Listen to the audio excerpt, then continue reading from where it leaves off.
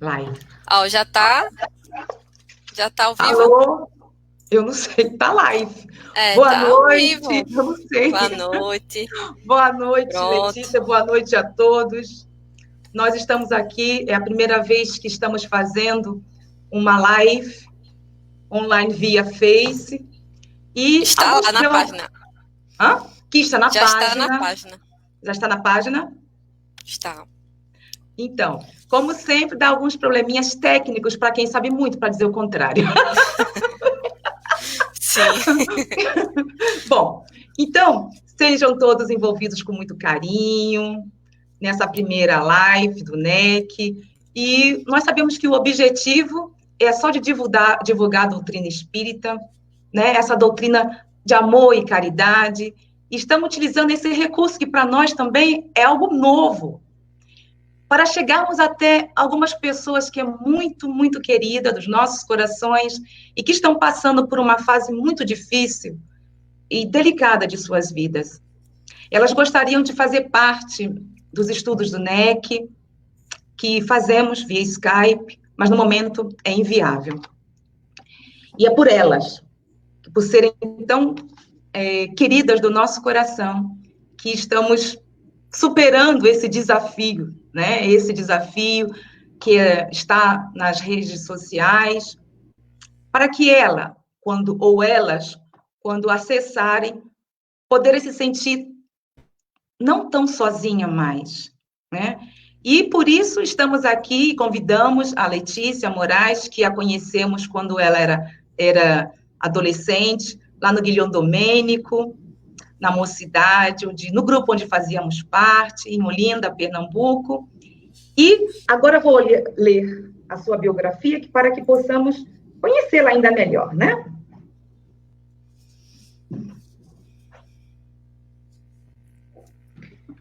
Letícia Moraes, esse coração querido nosso, foi educada em lar espírita, de evangelizada, tornou-se evangelizadora, atuando neste setor durante 15 anos no Centro Espírita Guilhom Domênico, Olinda, Pernambuco, no qual colabora no momento atual como palestrante. Por enquanto é solteira, advogada e mestre em direitos humanos. Atualmente, dedica-se à pesquisa de como as religiões orientais podem atribuir na prática espírita. Minha querida, filha do meu coração, seja envolvida com todo o nosso carinho, com toda a nossa gratidão, e é pela doutrina, minha querida, que estamos superando esse desafio. Agora é contigo. Estou bem aqui, tá? Por trás de tudo isso. Muita paz e gratidão, Letícia. Vamos lá. Gratidão, Zélia. Primeiramente, eu quero agradecer ao pessoal do NIEC, né? A essa família querida, por ter feito esse convite, né? Estou muito feliz de estar aqui presente com vocês, de participar dessa rede, de poder contribuir um pouco com o meu conhecimento da doutrina espírita, o qual frequento desde muito jovem, desde 4 aninhos de idade eu tô lá.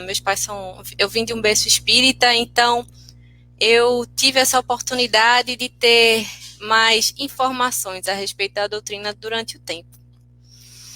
Então, muita gratidão por estar aqui presente, muito feliz com isso. Sejam todos bem-vindos à nossa palestra de hoje.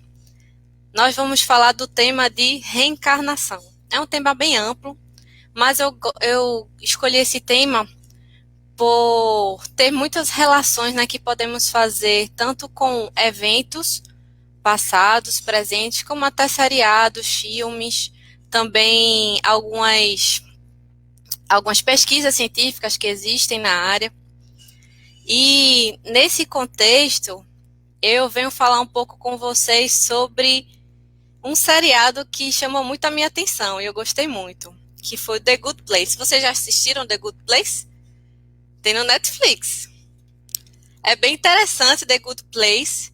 The Good Place fala sobre a vida após a morte. E aí é baseada naquele livro chamado A Divina Comédia, de Dante Alighieri. E que Dante Alighieri e seu mentor Vigílio, eles perpassam pelo inferno, purgatório, até chegar finalmente no céu. Então, essa obra The Good Place, a gente vê muitos elementos parecidos com a obra de Dante Alighieri. E essa é uma comédia bem interessante, que a personagem principal, chamada Eleanor, que ela fez tudo de errado na vida, sabe? Enganava as pessoas, e ela sabia que não tinha sido uma boa pessoa enquanto estava na Terra. Sendo que quando ela chega do outro lado, né, ela morre, quando ela chega do outro lado, chega um arquiteto ali da cidade, que se chama The Good Place, ou Lugar Bom, e diz para ela que ela está no céu, que ela agora vai viver, né, no céu junto com as outras pessoas. Mas aí várias coisas estranhas começam a acontecer e ela começa a ficar aperreada, porque ela sabia que não tinha sido uma boa pessoa quando estava na Terra. E aí ela conhece outras pessoas, como Shide, que é um filósofo que estuda sobre a bondade e começa a ensinar ela como ser uma pessoa boa. E conhece também Tahani, que ela era uma inglesa, né, da alta sociedade aristocrática, bem arrogante, mas que achava que estava assim no lugar bom. Jason, e tem também a Janet. E esse seriado é bem interessante, porque chega um momento que ela descobre que não está no céu. Que, na verdade, eu vou dando spoiler, viu, gente? Vou dar spoiler. Que, na realidade, ela está em um local que foi construído para que o demônio arquiteto Michael pudesse começar a torturá-la de forma sutil, ela e os seus amigos. E Michael, quando vê que ela descobriu, só encontra uma solução, apagar a memória e começar a refazer esses testes. E esse seriado é muito legal, por quê? Porque nos dá a ideia de vida após a morte, apesar de não ser da forma do que diz a doutrina espírita exatamente, ele traz a ideia de vida após a morte e ele também traz uma crítica muito forte ao conceito de céu e inferno como condenação eterna.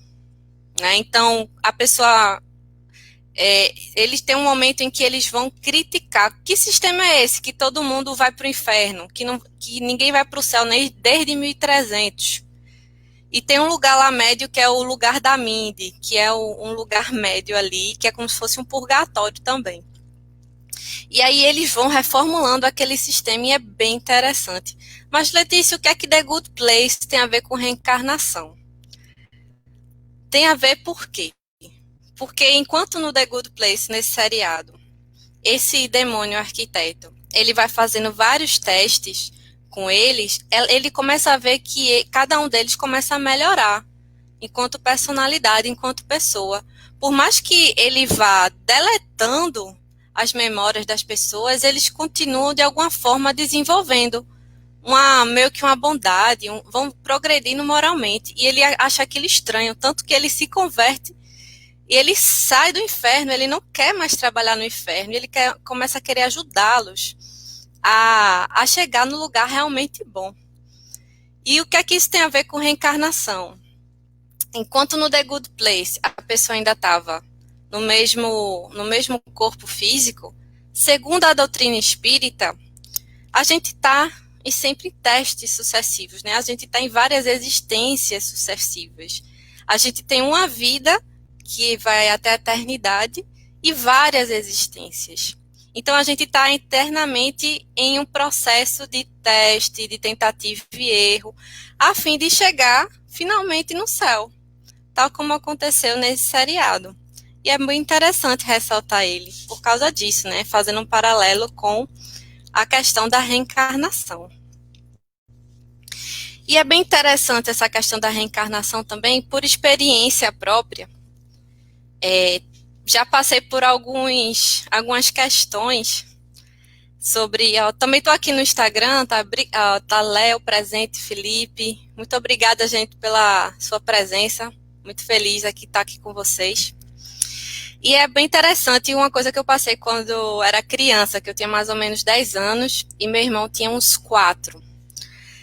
Meu irmão, ele sempre foi aquele homenzinho, sabe? Pequenininho, mas que parecia um homenzinho. Ele sempre andou como se já fosse um adulto, já fosse velho. A gente dizia que ele tinha uma alma antiga. E teve um dia que a gente estava no carro e ele fez alguma coisa e aí meu pai reclamou, brigou com ele, muito forte assim. Aí meu irmão parou, olhou pro meu pai e fez: você não devia estar reclamando assim comigo, não. Quando eu era seu pai, eu lhe tratava muito bem. A gente tomou aquele susto assim, como era seu pai. Quando eu era seu pai, eu lhe tratava muito bem. E a gente achou aquilo bem... Nossa, ficamos todos, né, perplexos com aquela situação. Ele fez isso dessa vez, e uma outra vez, a gente estava eu, ele e meu pai, e meu pai começou a brincar com ele, assim, botando a mão na orelha dele, assim. Pá. Aí ele olhou assim, foi você, pai? Aí meu pai falou, brincando, não, foi ela, apontando pra mim. Aí meu irmão foi, pá, deu um murro no meu braço. Aí eu, ai! Aí meu pai, meu filho, não faça isso não. Quem bateu na sua orelha não foi ela não, fui eu. Aí meu irmão ficou bem sério, olhou pra cara do meu pai assim e fez, pai, o senhor mentiu pra mim. Se eu não acreditar em você, eu vou acreditar em mais quem? Isso com 4 anos de idade. Então, também tive essa questão de presenciar uma criança que se lembrava da vida passada, antes dos 5 anos. Então, isso foi até os 4 aninhos de idade, mais ou menos. E não sou só eu que trago esses relatos. Muitas pessoas trazem um relato dessa questão das crianças que até uns 4, 5 anos de idade se lembram de aspectos da vida passada muito específicos. Não só relatos, mas também existem pesquisas científicas na área. Existe um senhor chamado Ian Stevenson, que trabalha na área, na Universidade de Virgínia, nos Estados Unidos, e tem uma área específica para estudar sobre a questão da reencarnação. Ele é médico psiquiatra e desenvolveu algumas pesquisas. Em algum deles são esses. Na revista científica Medical Hypothesis, de 2000, ele traz um artigo, O Fenômeno das Memórias de Vidas Passadas, Interpretações Possíveis e Importância. Brian Weiss também, né, Felipe? É verdade. Brian Weiss estuda a questão da vida após a morte, né, de memórias de vidas passadas. Então, não é só um aspecto de vivência, de algo que você está vivendo, não. Existe também metodologia científica aplicada a entender como é que funciona essa questão das vidas passadas, né? Como é que a criança consegue lembrar disso. E esse Stevenson, ele também fez essa hipótese sociopsicológica, explica todos os casos de reencarnação, aí foi uma pergunta, né, no Journal of Nervous and Mental Diseases, de 1998. E além dele, também tem um artigo bem interessante de Julian Cale, da Universidade da Tasmânia, na Austrália, e Jim Bucker, além de outros estudos em outros países do mundo, como, por exemplo, no Oriente Médio, temos alguns estudos lá na área também. Mas esse da Austrália é sobre crianças que lembram vidas passadas, casos com registros escritos realizados antes da personalidade ser identificada. Então, como foi esse estudo, né? Eles pegaram os relatos das crianças que diziam lembrar da vida passada de forma pormenorizada, específica, e foram entender como se realmente existia uma pessoa daquela forma anteriormente a ela ser reencarnada. E eles encontraram. Uma pessoa foi identificada e ela morreu do mesmo modo do que a criança detalhou sobre isso. Então, tem vários estudos interessantes, se você pesquisar até no Google Acadêmico, mas também tem outras outros estudos científicos na área. Então, a reencarnação não é apenas uma convicção filosófica ou religiosa, ela também tem esse viés, esse aparato científico. E o que é a reencarnação? É justamente isso, a gente passa por diversas existências durante a nossa vida espiritual, né, que vai até a vida eterna. Recebi ontem uma pergunta, existe um limite, né, para você reencarnar? E a resposta é não, cada pessoa vai ter sua experiência, cada pessoa vai precisar reencarnar da forma de sua necessidade. Então, mas a reencarnação não vem só do espiritismo, ela vem de crenças muito antigas. desde as civilizações orientais. 5.000 anos antes de Cristo já se falava-se da reencarnação. E o que é interessante é que vários hinduístas acreditam na reencarnação, uma corrente judaica muito forte também acredita, e mesmo o cristianismo, até o século VI a.C., abrangia o conceito de reencarnação enquanto convicção. A partir do século VI depois de Cristo, a Igreja, né, católica, o Império Bizantino, ela vai retirar essa convicção da reencarnação de seus registros. Mas por que ela fez isso? Há uma explicação política para essa retirada da convicção da reencarnação no catolicismo. A história é que, durante o Império Bizantino, Teodora, a esposa do imperador Justiniano, ela era escravocrata, né, aderia à questão dos escravos. Ela tinha muito medo de nascer como escrava. E então ela requereu, né, fez uma pressão política justamente ao general Belisário, que na época tinha colocado o Papa naquela época, que era o Papa Vigílio, ele tinha sido colocado lá por esse general Belisário. E essa Teodora fez uma pressão para que o Papa modificasse essa convicção existente já na Igreja Católica, com muitos textos já também agregados. A civilização grega, né, a herança platônica, socrática, todos acreditavam muito na reencarnação. Então, a Igreja, o Império Bizantino, na época, o que foi que fez? Aboliu todo o pensamento de Orígenes de Alexandria, que era um grande teólogo, e que ele trazia a reencarnação como uma convicção dessa origem grega.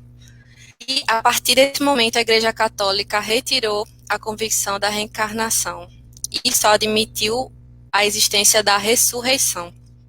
Na Bíblia, a gente tem, Mateus capítulo 17, versículo 1 a 13, uma referência à questão da reencarnação também. Na Bíblia, eles mostram o seguinte, né? Como é que está escrito lá em Mateus? João, Tiago e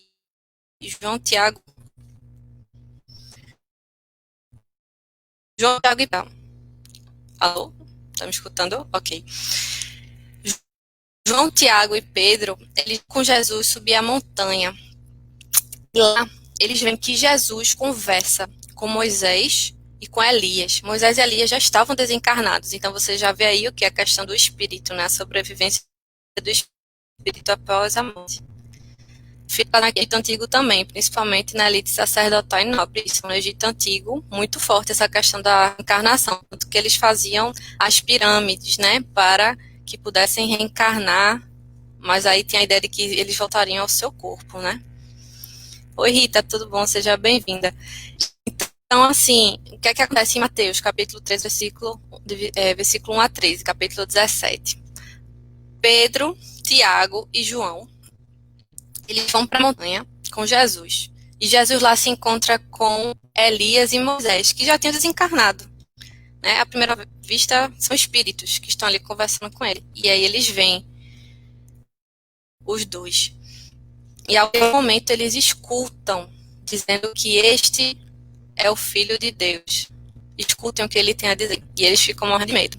E quando vão descer a montanha, Jesus olha para eles e digam: não falem da visão que vocês tiveram aqui, até que haja a ressurreição do Filho do Homem, que no caso é o Cristo, né? O próprio Cristo. E aí um dos discípulos pergunta: mas Elias não teria que vir primeiro, antes de Cristo? E aí ele falou: Elias já veio e vocês não souberam identificá-lo. Inclusive, fizeram coisas horríveis com ele. E aí eles entenderam que Jesus tem bem explícito na Bíblia. E aí entenderam que estavam falando de João Batista. Então, era comum na cultura judaica acreditar na reencarnação também. Até hoje existe uma linha, a reencarnação. Então, para eles foi muito simples. João Batista era a reencarnação de Elias. E quando a gente vai fazer essa comparação, a gente verifica que tanto João Batista quanto Elias têm várias questões interessantes de comparação. Por exemplo, quando ele era Elias, ele foi ameaçado de ser decapitado pela Jezebel, que era esposa do Acabe. Enquanto como João Batista, ele foi ameaçado e também foi morto, decapitado por Herodias, que era esposa de Herodes. Então, há alguns marcos também. Elias, quando anteriormente, ele faz uma aposta com o pessoal de Baal, né, os profetas de Baal, para ver quem é o Deus, mas quem é realmente o Deus que existe, o Deus realmente poderoso. E pede, né, para fazer uma fogueira, unge ele, faz uma fogueira, corta um touro ali por cima, sendo que não acende fogo. É para esperarem quem é que vai trazer o fogo na fogueira. Então, por meio de um raio, o Deus que fosse vencedor iria dizer quem era o Deus mais poderoso. Então, os profetas de Baal não receberam nenhuma resposta e Elias recebeu o raio divino que trouxe o fogo. E aí eles ficaram todos com medo, e quando Elias percebe, né, que tem aquele poder, ele pede a cabeça de todos ali que estão, né? Então ele decapita os profetas de Baal, e enquanto João Batista ele é decapitado. Existem algumas comparações interessantes para fazer entre os dois profetas. Sobre também a questão da reencarnação, existe o fenômeno, né, o chamada metampsicose, que não é aceito na doutrina espírita. Mas o que é metampsicose? Por exemplo, eu, Letícia, posso reencarnar futuramente como uma barata, como uma planta, como um animal, né, ou como um mineral, uma pedra, por exemplo. Mas principalmente seres vivos, né, plantas, seres vivos de forma geral. E muitas correntes aderem a esse tipo de convicção, que acredita na reencarnação, mas acredita que de alguma forma pode regredir, caso o karma da pessoa seja muito grande. No espiritismo isto não é possível. Na doutrina espírita a gente concebe o quê? Que, como Leon Denis, sucessor do Allan Kardec, falou, o espírito, ele dorme no mineral, ele sonha no vegetal, ele move-se no animal e ele desperta no ser humano. Então, o que isso quer dizer? Quer dizer que nós, enquanto alma, enquanto ser, né, espiritual, a gente já passou por esses reinos, a gente já teve uma vivência enquanto mineral, enquanto vegetal, enquanto animal, e agora a gente está progredindo, a lei da evolução, enquanto ser humano, né, rumo à eternidade, rumo à felicidade plena, que é o maior destino, né, do ser humano. Todos querem viver essa felicidade. Então, não há como você regredir. Segundo a doutrina espírita, o que acontece é que a gente veio para progredir. Então, a reencarnação só pode vir se for útil, né, de alguma forma útil. O que pode acontecer é você ficar estacionado. Se você não progredir além, você fica ali, não vai nem para cima e não vai para baixo, você fica ali estacionado. Então, deixa eu mostrar aqui. Existe um provérbio oriental que diz assim, o progresso se dá de forma espiral, de baixo para cima. É assim que o progresso se dá. A evolução é uma espiral. Esse é um provérbio oriental que eu gosto muito. Por quê? Porque ele traz a ideia de que muitas vezes, não sei se aconteceu com vocês, mas vocês já tiveram a sensação de que já experimentaram fatos muito parecidos várias vezes durante sua vida? É que, meu Deus, porque de novo eu estou enfrentando um negócio desse, tão parecido, né? É porque de alguma forma a gente não aprendeu o que a gente passou no passado, né? Então a gente ainda tem algo a aprender. Isso mesma coisa nas reencarnações, né? Nas nossas existências sucessivas. Então o aprendizado não é linear, ele vai passando meio que por uma espiral. Você pode se desenvolver muito na parte intelectual, mas na parte moral não ter desenvolvido nenhuma sensibilidade. E aí você reencarna para desenvolver melhor aquela sensibilidade na condição que você necessitar naquele momento. Então, não existe limite para a reencarnação, vai depender da sua condição, né? Enquanto espírito, enquanto necessidade. Na doutrina oriental também existe, né? Tanto o hinduísmo quanto o budismo, eles chamam muito a questão do samsara. Eles falam do samsara. O que é o samsara? Samsara é a roda da vida que indica um contínuo processo de nascimento, doença, sofrimento, velhice e renascimento. Então, a roda que vai, ó, rodando, rodando, e você vai naquela espiral, né? Passando por essa roda do samsara. Até que você, em determinado momento, pode atingir a iluminação ou o nirvana. Aí você atinge o estado búdico, que é o que acontece no budismo. Quando você atinge o estado búdico, você não precisa mais reencarnar, segundo a doutrina budista. Segundo a doutrina espírita, você também não precisa reencarnar depois de atingir determinado grau de iluminação, né, de avanço moral. Mas é possível sim voltar a reencarnar, dependendo da escolha e do amor incondicional do espírito. Isso aconteceu onde? Isso aconteceu num caso relatado por Emmanuel. Emmanuel, através de Chico Xavier, escreveu um livro chamado Renúncia, em que, Natália, seja bem-vinda, Andréa, seja bem-vinda. Então, o que é que acontece? No livro Renúncia, existe um personagem chamado Alcione, que já tinha alcançado a iluminação, já estava morando há milhares de anos-luz na Terra, numa estrela de uma outra constelação. Mas ela é chamada a partir do pensamento por um grande amor de sua vida, que ela tinha uma grande paixão, um grande amor mesmo, genuíno, incondicional. E aí esse amor, ele clama por ela, ela aparece, ele não percebe ela. E aí ela, a partir da prece, consegue se materializar para que ele possa vê-lo. Isso isso já do outro lado, né? No mundo pós-morte, né? Enquanto seres espirituais. E aí ele diz a ela que sente saudade, que gostaria de ter seguido os conselhos dela e queria que ela fosse presente na encarnação dele. E ela tem esse contato com ele muito intenso, e quando ele reencarna, ela reflete sobre o assunto e vê que está com saudade do pai, da mãe dela, e que gostaria de retornar enquanto missão. E ela vai falar com o anjo maior da constelação que ela vive, e esse anjo diz: mas você vai voltar. Veja o quanto você já conquistou até o momento, o grau de iluminação, as pesquisas que você está realizando ali. Ela fazia uma pesquisa sobre harmonia. Eu não sei o que isso significa, mas deve ser algo muito bom. E quando a gente morre, gente, a gente não deixa de trabalhar, não, viu? A gente não vai ficar tocando harpa e ficar de perna pro ar, não. Quando a gente está bem, a gente quer trabalhar para que outras pessoas fiquem bem também, né? A felicidade vai muito disso por aí também.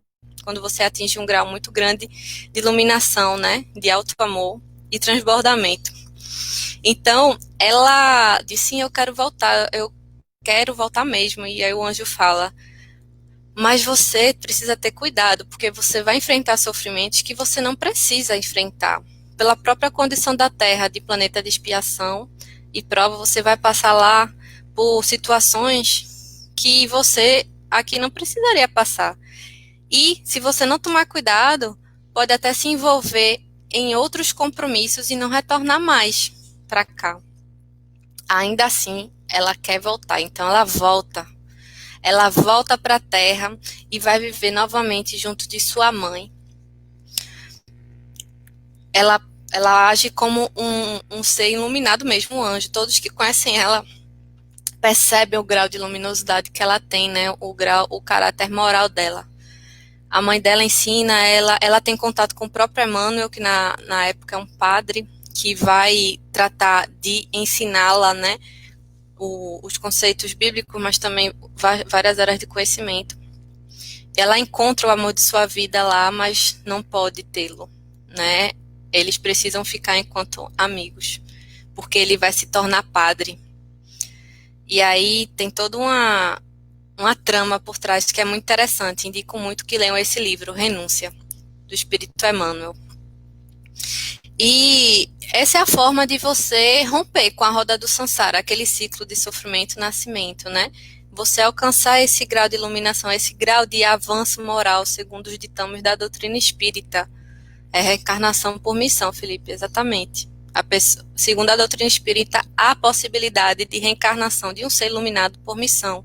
E o próprio Jesus Cristo seria um exemplo disso. Porque, segundo a doutrina espírita em vários relatos, mostra que Jesus, na verdade, é o governador da nossa Terra, do nosso planeta. E ele é, segundo o budismo, um Buda. Ele atingiu a iluminação também. Então, a reencarnação se dá como lei, assim como a lei da gravidade, né? E está relacionada muito à lei de causa e efeito. E ela traz, por que a gente reencarna? Porque é uma oportunidade de a gente progredir e de reparar erros do passado, acumulando mais experiências e mais vivências para a nossa vida. Além disso, há vários outros questionamentos, como, por exemplo, aquela criança, Mozart. Vocês já ouviram falar de Mozart? Mozart, com 5 anos, já tocava uma sinfonia inteira. Foi a primeira sinfonia que ele escreveu. Como é que uma criança de 5 anos vai aprender uma sinfonia inteira? De onde é que ele tirou aquele conhecimento? Só a reencarnação explicaria, né? Aquelas vivências que ele teve e ele se lembrou. Ele se lembrou de como é que se tocava piano. Até hoje eu ouvi falar hoje de um menino que morava no interior, que nunca teve acesso a conhecimentos de canto, nem de música, e um homem estava passando e escutou ele cantando ópera, né, de forma muito autêntica, muito natural. Esses dons, de onde vêm, né? Surgem do nada, surgem da mente vazia? Não, né? Existe uma mente anterior que vem a se manifestar no corpo, né? As deficiências, as tantas deficiências que vemos, enquanto uma pessoa sem problema nenhum na sua estrutura, existe uma outra pessoa que não consegue caminhar ou que não consegue enxergar. De onde vêm essas deficiências? Mortes prematuras, as injustiças sociais, as questões de gênero, né? De você ver uma pessoa que não consegue se enxergar no corpo, enquanto, por exemplo, homem, enquanto mulher. Há uma também questão por trás de que a pessoa pode ter sido homem várias vezes durante a sua existência, né, de suas antigas existências, e precisou dessa vez vir como mulher para desenvolver alguma questão. Gente, eu não estou dizendo aqui que isso significa que eu sou contra a pessoa depois modificar o gênero, não. Estou falando de uma explicação possível, tá? Então, uma das explicações dadas é a da lei da reencarnação. Felipe falou aqui, Jesus atingiu o estado búdico e foi muito além, tanto que é um Cristo, ungido e governante planetário da Terra. E segundo Geraldo Lemos, conta que Chico Xavier disse, de Capela e mais 2 planetas também, olha aí. Esse conhecimento eu não tinha. Muito obrigado, Felipe. Em Sírios. Muito bom, muito bom. Muito obrigado, Felipe, pelo compartilhamento. Então, na minha própria família, existia um caso de questionamento parecido. Minha mãe, ela tem uma irmã, a minha tia, a tia Silvana. Minha tia Silvana, ela tem síndrome de Down, e além disso, ela tem transtornos psiquiátricos graves que a faziam se autoflagelar, arrancar pedaços de si mesma. E minha mãe via tudo aquilo com muita dor, não queria que a irmã dela passasse por aquilo. E ela chegava a botar o braço, não, morda meu braço, não se morda, e ela não mordia, e a minha tia não mordia ela, mordia somente a si mesma. Era um autoflagelo muito grande. E então, ela era católica na época, estava com mais ou menos uns 16 anos, e estava perto de se crismar. E aí ela perguntou ao padre, padre, por que minha irmã é assim? Por que ela tem essa deficiência? E o padre respondeu para ela, a minha filha, é porque sua mãe cometeu algum pecado. E aí, por isso, sua irmã veio, para que ela possa pagar os pecados dela. Ela olhou aquilo com estranhamento e não conseguiu absorver aquela explicação. Tanto que naquele ano ela não se crismou, ela decidiu não se crismar. E então, ela, depois de muitos anos, ela foi para a universidade, e na universidade ela conheceu meu pai. E meu pai já vinha de um berço espírita, tinha conhecimento sobre a doutrina espírita, e começou a trazer várias informações sobre o espiritismo numa das cadeiras que tinha, que era sobre religiosidade. E aí ele criou um grupo para falar de espiritismo. Minha mãe não conhecia, mas queria conhecer, e acabou entrando no grupo também. Então, o que aconteceu? Ela começou a ver uma outra possibilidade de interpretação, né? Que a própria pessoa escolheu realizar algumas ações no passado e que essas ações elas acabam repercutindo no seu corpo futuramente. Então, não tem como a gente adivinhar o que é que a gente passou no passado. A gente não precisa necessariamente estar fazendo terapia de regressão de vida passada. Muita gente diz o seguinte: quer saber como você foi na vida passada? Olhe para o hoje. Vá tentar se conhecer melhor, veja suas tendências, veja seus caminhos, né, suas afinidades, veja as suas dificuldades, seus desafios de vida, né? Que problemas você tem normalmente? Então, vá se autoconhecer. Como Sócrates disse, conhece a ti mesmo, né? E também Allan Kardec escreveu: reconhece-se o verdadeiro espírita pelo esforço que faz em entender-se a si mesmo e modificar as suas próprias ações. Então, na minha família foi muito presente isso, nessa questão do espiritismo, e por isso eu nasci no berço espírita, né? Minha mãe depois se converteu ao espiritismo, mas ela gosta muito ainda de manifestações da Igreja Católica e participa, assim, adora o Papa, essas coisas. Então eu tenho esse viés bem ecumênico também, gosto de estudar outras religiões, também por muita influência dela, né? Que ela trouxe na nossa casa diferentes pontos de vista, e eu estava sempre acompanhando ali, eu gostava do que eu lia. Então, quando a gente vai reencarnar no nosso corpo, aí pergunta assim, então quer dizer que quando você vai reencarnar no seu corpo, o espírito que nasceu vai ser parecido com o espírito que dá geneticamente, né, o genitor? Não necessariamente. O corpo procede do corpo, o espírito procede do espírito. O corpo procede do corpo quer dizer o quê? Quer dizer que eu vou ter, sim, minhas qualidades genéticas relacionadas à minha mãe, ao meu pai. No entanto, eu vou desenvolver mais alguns componentes genéticos em razão das minhas tendências anteriores e também do meu contexto atual, do que é que eu estou vivendo no dia de hoje e como é que eu vou vivenciar os acontecimentos à medida que eles passam. Então, quando a gente fala de reencarnação, a gente traz também a ideia de morte, a gente traz também a ideia de renascimento e a ideia de impermanência, né? A efemeridade da vida, né? Como a vida é efêmera. E no budismo, esse conceito de impermanência é bem forte, eles falam muito sobre isso.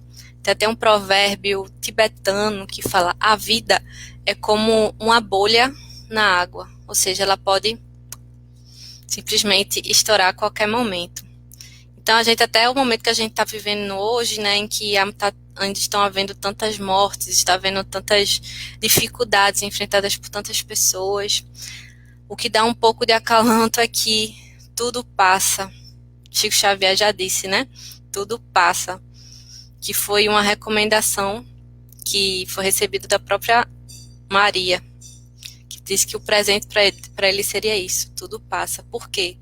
Porque a gente pode estar vivenciando hoje uma enorme alegria, um enorme contentamento por um acontecimento que aconteceu, mas ele vai passar, então viva ele plenamente.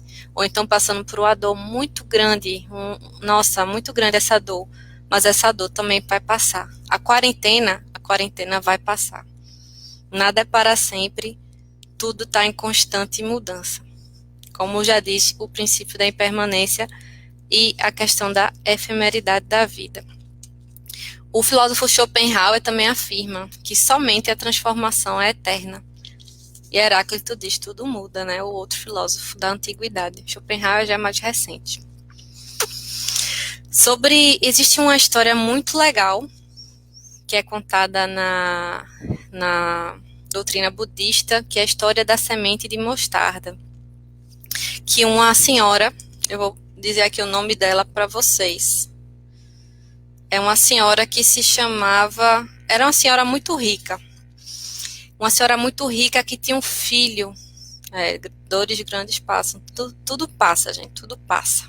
Vamos passar juntos por isso. Tá bom? Estamos juntos. Cada um tá com seu desafio, né? O que a gente puder ajudar os outros, vamos ajudar. Né? Porque a gente não tá sozinho no mundo. É bom olhar para os outros, mas também é bom cuidar de você, da sua saúde mental, para você estar bem, para ajudar os outros, tá bom? Então, o que é que conta essa história da semente de mostarda, né? Que falando sobre a impermanência da vida. Conta-se uma história, né, de origem oriental, que uma senhora muito rica tinha um filhinho e ela amava esse filhinho, ela fazia tudo por esse filho, ela tinha um grande amor por esse menino. Sendo que, em determinado momento, por algum motivo, ele adquiriu uma doença muito forte, e esse menininho veio a falecer. Ele faleceu nos braços da mãe, mas a mãe não queria aceitar que ele tinha falecido. E então, ela pegou o menino nos braços e começou a ficar desesperada. E então aconselharam ela, vá procurar Buda, procure Buda. Ai, meu Deus, eu quero uma cura para a doença do meu filho. O filho já estava falecido em seus braços, mas ela não aceitava, dizia que o menino estava doente. E então, depois disso, ela encontra-se com Buda. E Buda fala, certo, você vai querer a cura do seu filho? Então, você vai passar numa casa e pedir uma semente de mostarda para as casas. E aí ela ficou muito feliz. Só isso, só uma semente de mostarda? Aí o Buda falou, agora precisa ser de uma casa que ninguém tenha morrido, que as pessoas não tenham perdido ninguém. Naquela época, muitas pessoas morriam, né? Uma atrás da outra. Não tinha essa vacina, não tinha essa precaução que temos hoje em dia. Então, as mortes eram muito mais... Oi, Atlas, seja bem-vindo. Muito bem. Então, era algo que recorria muito às mortes, né? Naquela época. E essa senhora, com o filho nos braços, já morto, mas dizendo que ele estava doente, começa a ir para várias casas pedindo uma semente de mostarda. E em todas as casas que ela vai, eles dizem, não podemos te dar, porque perdemos também uma pessoa, duas, três na família. E ela retorna a Buda com olhos nos olhos, já resignada, e diz, eu percebi, eu não estou sozinha. As pessoas também perderam seus entes queridos. E aí ela foi capaz de se fortalecer para finalmente cremar o seu filho. Lá no Oriente é muito comum esse costume de cremar as pessoas. Então, essa história é bem interessante para falar sobre a impermanência da vida, né, e a aceitação, que é diferente de resignação passiva, né? Se resignar, aceitar, é diferente do que você ficar passivo frente aos acontecimentos. É você ativamente, com consciência, entender, compreender, né, aquilo que se está passando. Então, isso é diferente de resignação passiva. Quer dizer que você tentar mudar aquilo que você pode mudar, sim. Não quer dizer você simplesmente aceitar tudo que é posto. Não. Você pode, sim, mudar aquilo que você se propõe a mudar, mas ter essa resignação muitas vezes é importante até para que haja uma mudança posteriormente. Então essa resignação, essa aceitação não é passiva, é ativa e vai te fortalecer para que você possa fazer essa mudança interna como externa. Mas o próprio Gandhi diz, né, que a mudança, mudando o mundo interno, nós mudamos o nosso mundo externo. Então, gente, quando a gente chega nesse entendimento, a gente percebe que é possível romper essa roda do samsara, né? Quando se atinge esse grau de moralidade e iluminação, a partir de qual crença você se vincula. Mas para a doutrina espírita, né? A gente viu que para o budismo a gente rompe com esse ciclo de dor e sofrimento, né? O samsara, a roda da vida, de nascimento e morte, através da iluminação, né? Do estado búdico, do nirvana, do alcance do nirvana, e no hinduísmo também. Mas na doutrina espírita a gente fala da reforma íntima, que tem a ver com o autoconhecimento, que tem a ver com você tentar modificar hábitos, pensamentos e ações a todo momento. Então, quando você... E aí foi a frase que eu falei de Allan Kardec. Eita, peraí. Gente, rapidinho. Só um momento.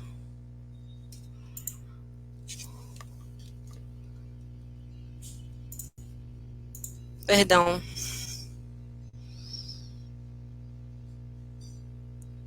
Oi.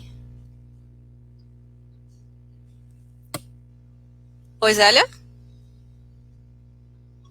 Quem é?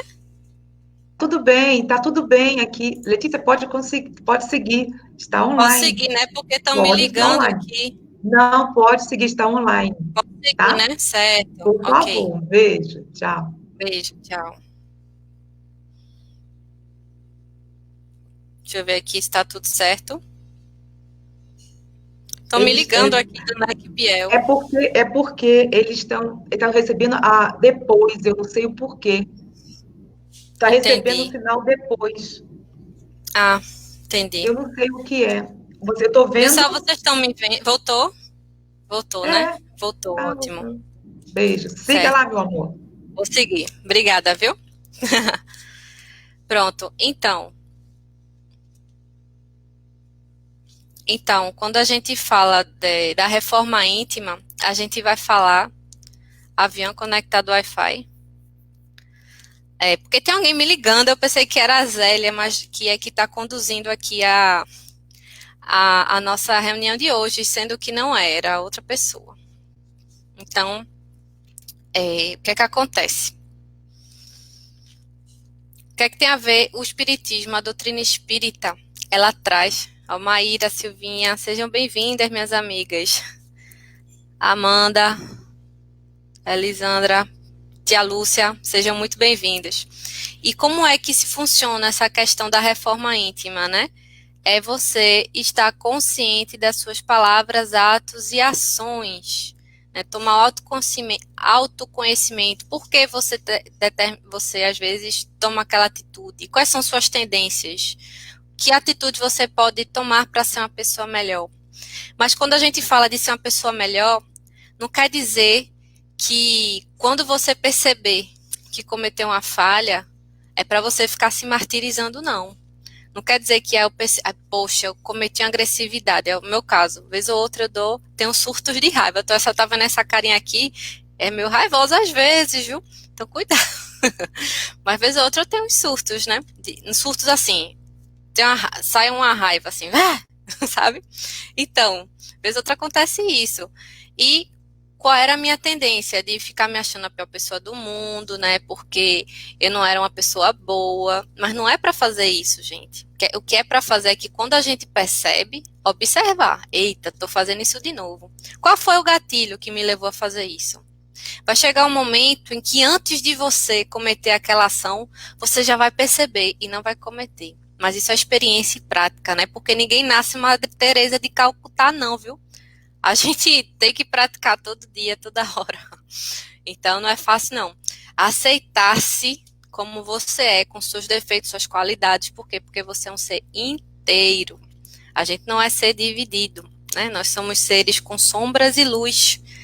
Ganha aquilo que a gente alimentar mais. Vamos alimentar mais a nossa luz. Mas vamos aceitar também e olhar nossas sombras. Jesus já falou, cuidado para que a luz em ti não sejam sombras. Porque muitas vezes a gente fica se achando muito, porque a gente tem muito estudo, porque eu sou uma pessoa boa porque eu fiz caridade para aquele grupo, mas daquilo ali você já está se envaidecendo. E aquilo ali pode ser já uma sombra, né? Pode te levar a uma sombra. E uma sombra pode se tornar luz. Por quê? Porque você vai perceber uma tendência de comportamento, geralmente negativo, destrutivo, né, digamos assim, e aí, a partir desse comportamento destrutivo, você, ó, sobe para a luz, você bota aquilo para a luz e aí vai poder trabalhar aquilo melhor. Felipe falou, é o combate à ignorância e ao egoísmo, o caminho para lograr o Dharma, a transformação interior, que tem como efeito o moksha, a libertação de todos da roda de Sansara. Mas ele chega à tabela, é isso mesmo, Felipe. Muito obrigada por compartilhar, muito bom, muito bom. Então, gente, a gente vê que há uma diferença entre karma, né, no sentido hindu, no sentido mais oriental, e a questão da lei de causa e efeito, quando a gente vai falar de karma. Muitas vezes a gente acha que é até parecido, né, porque, não, o karma geralmente adotou um sentido mais negativo, de que, é seu karma, né, isso é meu karma, meu Deus do céu, esse homem é meu karma, toda vez aparece aqui, não sei o quê. E não necessariamente. Karma, eu já conversei com alguns amigos que são da área do hinduísmo, falaram que são as consequências e ações positivas ou negativas. Então, não tem essa conotação necessariamente negativa, não. Mas o que eu vejo de mais diferente, assim, é que geralmente se atribui karma a essa questão de olho por olho, dente por dente. Se eu for morta, se eu decapitar alguém, na outra vida eu vou ser decapitada, né? Às vezes sim, às vezes não. Depende. Nada é preto no branco. Vai depender da sua condição, né, enquanto ser espiritual, do seu contexto social, da sua condição familiar. Vai depender de toda a tua vivência. Não vai ser porque uma pessoa foi de um jeito, vai ser igual para outra, não. Então, esse negócio de a gente ficar querendo adivinhar que a pessoa veio assim. Você veio deficiente porque na outra vida você vê as coisas erradas. Não façam isso, gente. Não façam isso. Isso é falta de empatia, tá?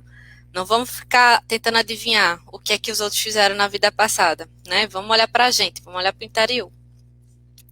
Então, essa ideia de lei de causa e efeito, não existe determinismo e nem destino. Existe muitas vezes também a questão do planejamento reencarnatório, quando você está lá do outro lado, que você, quando tem condições, faz um planejamento do que é que você vai querer alcançar na sua vida. E aí você pode alcançar ou não. Então, essa ideia de destino não existe, é relativa, porque vai depender de como você age, de como você se comporta perante as provas que você enfrenta. Então, existem pessoas que têm essa possibilidade de planejamento reencarnatório. Olá, Bárbara, seja bem-vinda, amiga. Que bom você por aqui. Então, há a possibilidade de você ter feito esse planejamento reencarnatório. Minha mãe disse que veio nessa reencarnação para tentar recuperar 4 encarnações em uma só, porque tem muita coisa para ser resolvida, de ordem familiar, de ordem interna, de ordem de tudo que é jeito. Então, tem gente que diz isso, né? Meu Deus, parece que eu vivo várias vidas em uma só. Tem essa questão às vezes. Mas tem gente, né? Tem espíritos que ainda não atingiram um grau de consciência, não atingiram um grau necessário para realizar esse planejamento encarnatório. Então, são as chamadas encarnações compulsórias, de pessoas que ainda não têm condições, mas que pela lei do progresso, elas necessitam reencarnar. Herculano Pires, sobre esse tema de encarnação, ele traz uma coisa bem interessante, né? Se você estiver num local em que você esteja com pouco recurso, né? Não está em miséria extrema, mas esteja passando necessidade de alguma forma, e alguém chega para você e diz: olha aqui, essa oportunidade de você ter essa fortuna, você só precisa trabalhar 1 minuto. Você vai fazer o quê? Então, 1 minuto só, eu trabalho 1 minuto, trabalho 1 hora, trabalho até 1 dia, mesmo que você for preguiçoso, para adquirir aquela fortuna todinha, eu quero adquirir essa fortuna. E ele traz isso, por quê? Porque em relação à eternidade, o que é a duração de uma vida corporal frente à eternidade? O que é a duração da vida corporal frente à eternidade? 1 minuto, 1 segundo, não é verdade? Então, a gente tem várias vidas sucessivas. A nossa vida é importante, sim, né, para a gente realizar nossos progressos, mas ela é regida também pelo conceito da impermanência. Isso vai passar, tudo passa. O que é bom e o que é ruim. Essa quarentena vai passar. Vamos passar por ela juntos, tá bom? Tá chegando no meu fim, então vamos lá. Então, por exemplo, foque no momento presente, foque naquilo que você pode fazer de melhor nesse momento na sua vida. Sei que parece um papo de coach, mas o que eu estou falando não vem só do coach, não. Vem da Bíblia, vem de ensinamentos budistas, vem de ensinamentos hinduístas e várias religiões, inclusive judaicas também, judaico-cristãs. A gente precisa, né, prestar atenção no momento presente e dar todo o nosso amor que seja possível enquanto a gente estiver aqui. Ninguém está sozinho nesse mundo, a gente está sendo amparado. Eita, pausou aqui. Tá normal aí? Ok, certo, voltou. Então, gente, essa ideia de que nada é permanente nos faz refletir sobre a morte, sobre as doenças, sobre as mudanças bruscas que a gente tem na nossa vida, né? Que essas reflexões possam levar a gente a progredir, a fazer mudanças positivas. Felipe falou aqui, é esse pensamento que precisamos ter para a terra de regeneração. Sim, depois do mundo de expiações e provas vem a regeneração.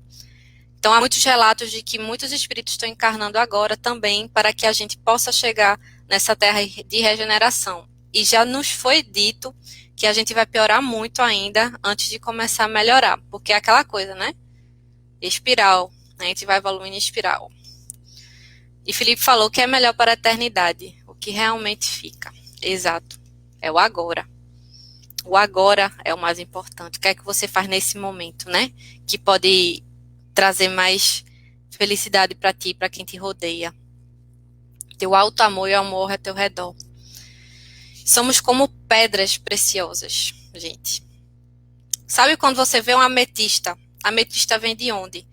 De uma rocha vulcânica. Um vulcão botou uma lava lá, massa, queimou um monte de coisa, daqui a pouco aquela lava virou uma pedra, e dentro dessa pedra criou-se uma gema roxa, linda e brilhante, chamada ametista. É minha pedra favorita. Amo. E a gente, é como a gente, né? A gente, na reencarnação, nas vidas sucessivas, a gente passa, né, por isso. A gente vem todo bruto, robusto, mas começa a ser lapidado como ametista. A ametista começa a ser lapidada e torna-se o quê? Uma pedra preciosa. É igual a gente. As existências sucessivas vêm para que a gente possa ser lapidado e se tornar pedras preciosas, mais próximos da divindade, próximos de nosso ser, né? De nossa luz divina, nos conectar com esse ser divino que nós somos, que está dentro de nós. Então, gente, eu quero agradecer esse momento que eu tive com vocês. Estou muito feliz de estar aqui presente nesse momento, de ter passado esses conhecimentos, né, que eu venho adquirindo, né, estou aberta também a debates, a conversas, quem quiser, de religiões diferentes, né, estou aberta a isso. E eu gostaria de pedir a Zélia, antes, de fazer uma canção, para finalizar, Por como favor. oração final. Por favor. Posso fazer? Pronto. É uma canção que eu gosto muito, que é a Prece de Cáritas, e ela dá um quentinho no meu coração, toda vez que eu canto ela. Vou cantar para vocês, tá bom? Deixa eu abrir aqui para não cantar ela errado, né? Vamos lá.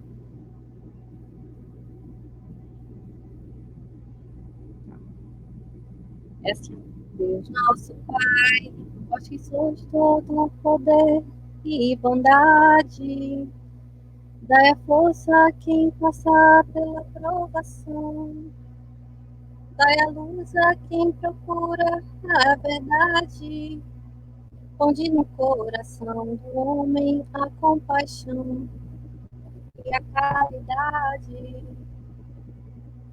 Deus, dai ao viajor a estrela guia, ao aflito a consolação, ao doente o repouso, ao culpado arrependimento, ao espírito a verdade, à criança o guia e ao órfão o Pai.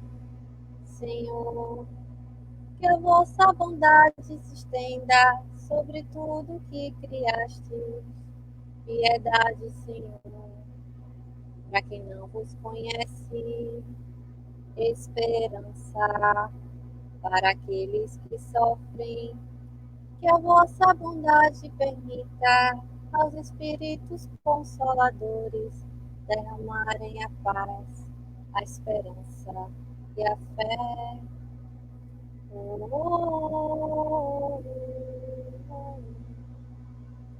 Um raio, uma faísca do vosso amor pode abraçar a terra, deixai-nos beber dessa bondade fecunda e infinita, e todas as lágrimas secarão, e todas as dores se acalmarão. Um só coração, um só pensamento subirá até vós, como num grito de reconhecimento, como Moisés sobre a montanha. Nós vos esperamos de braços abertos. Ó bondade, ó beleza, ó perfeição.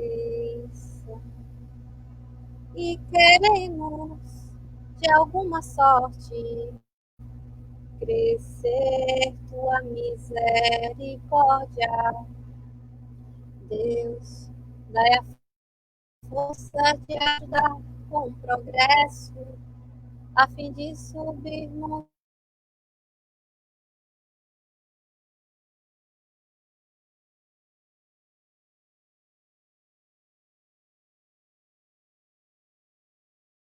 das nossas almas, um espelho que se deve refletir a vossa imagem. Então, que nós sejamos esse espelho divino que reflete o amor para todas as criaturas. Que assim seja. Muito obrigada, minha linda. Tinha que ser contigo, a primeira live do NEC, porque é só com essa energia carinhosa, sincera, né? Deixando fluir e que possamos realmente, como você cantou, envolver todas as pessoas ligadas a nós que estão passando por situações difíceis, que neste exato momento elas possam ser envolvidas com esse teu carinho, com a gratidão que temos, né, por estarmos passando por essas fases de nossas vidas, para que possamos também adquirir experiências. Tudo passa, como você falou. E que nós não desistamos, e que possamos seguir sempre em frente. Fica, coração querido, fica, vale a pena continuar. Fica. Minha linda, gratidão. Que todos os lares deste exato momento possam receber esta luz carinhosa deste ambiente, do ambiente do Casa do Caminho, do NEC Bill, e que a luz envolva a todos. Não se sintam sozinhos. Jesus está sempre e estará no leme.